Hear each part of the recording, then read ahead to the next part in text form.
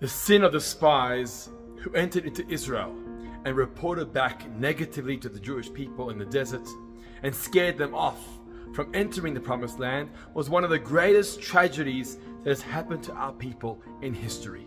And as a result of that disaster and tragic sin, we then spent 40 years in the desert, and an entire generation died out and were not able to enter into the promised land. It's an important story for us as the Jewish people. It's an important story for us and our relationship to our land, to Israel as our country. But in addition to that, there's an important philosophical and spiritual lesson that we can take away from this story. The mystics tell us that we all suffer from the spies. The spies that exist within our own selves. It's our Yetzer Hara. It's our demon. It's the doubtful voice inside of us. It scares us off.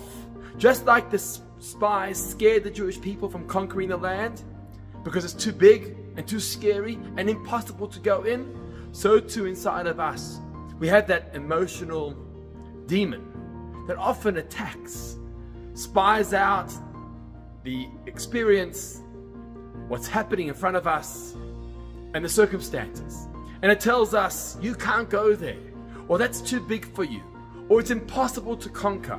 There's no way you will achieve it or accomplish it. And it creates doubt and worry and anxiety. And what we need to do is we need to be the Moshe Rabbeinu. Our minds, the logic inside of us needs to hold us together.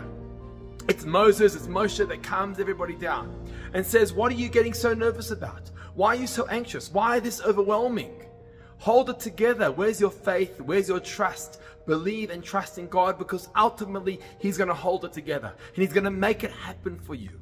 Even if it's difficult and challenging, if it's supposed to happen, it will happen because God's in control. And so we can't get carried away and caught up by the spies within us. We need to take Moshe's side. Moses, he knows best. He's connected to God. We've got to hold it together, the logic inside of us, and make sure that we stay focused and determined to follow God into the promised land. Shabbat Shalom.